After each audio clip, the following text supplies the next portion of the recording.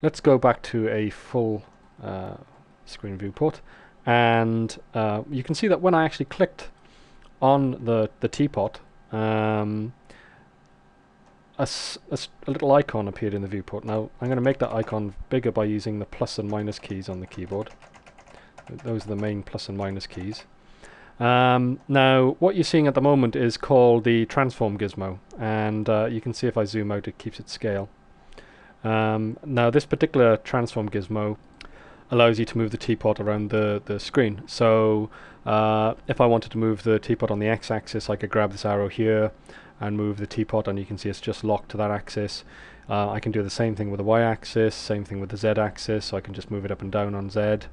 And then if you move it in this area, you can see this rectangle highlights, same here and same here. And what that does is it allows you to move the teapot around on two axes at the same time.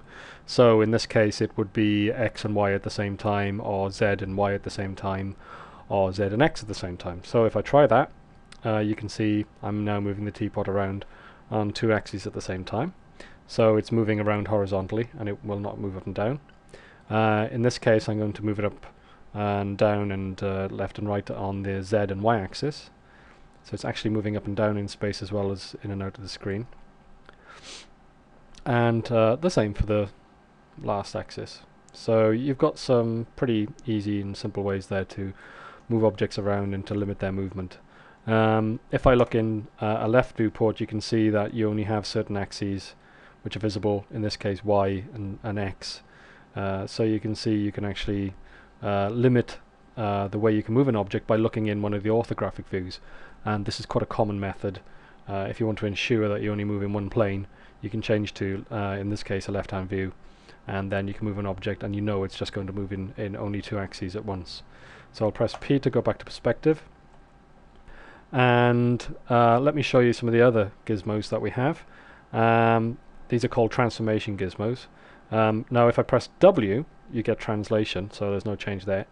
E will give you the rotation gizmo. So let me change the segmentation on this teapot, which is something we'll come to later in the tutorial. So we can see this a little bit more clearly, and I'm going to change the size a little bit. There we go.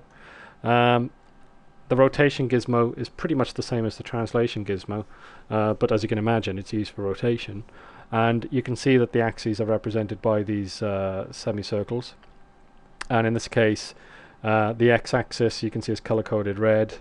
You can see that the y-axis is color-coded green and the z-axis is color-coded blue. So if I select the blue circle and move, it's just rotated just on the z-axis. Same thing for the y-axis, sorry, the x-axis, and the same goes for the y-axis. Now something that you can also do in this mode is you can't actually lock an object to two axes at once, but you can, if you click off any of the circle areas, do a gimbal mode, and you can also do the same by clicking outside on the yellow circle on the outside of the teapot, and in this case you're rotating it just around the viewport axis. So imagine if you draw a line from where you're looking from into the scene, and imagine that you're rotating the teapot on the axis of that line. That's what the outer yellow circle allows you to do. So again, that's pretty flexible. As we move around, you can see, you can look at the teapot from any angle. Remember, I'm using Alt and middle mouse button to do that. And I'm using the middle mouse button on its own to just pan around. So that's the E key. We'll bring up that particular gizmo. And the final gizmo is the R key, and that will bring up the scale gizmo. This, again, works pretty much in the same manner as the other two gizmos. You have the ability to scale just on one axis by grabbing the handle just for that axis. There we go, doing the x-axis there. Same thing for the y-axis. And again, if I go in the middle of the gizmo, you can see that there's a yellow triangle. That allows me to scale on all three axes at the same time. Otherwise known as uniform scaling. So with uniform scaling you don't distort the teapot, which you can see unfortunately I've done.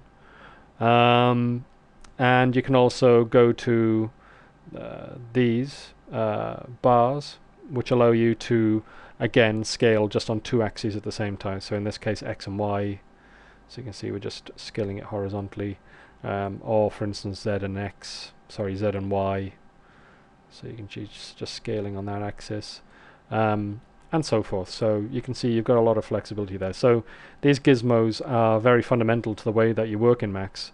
And as an example, if you've ever used Maya before, they might be familiar from Maya. So that's actually quite a cool thing, because if you're used to them in Maya, you're pretty much used to them in Max.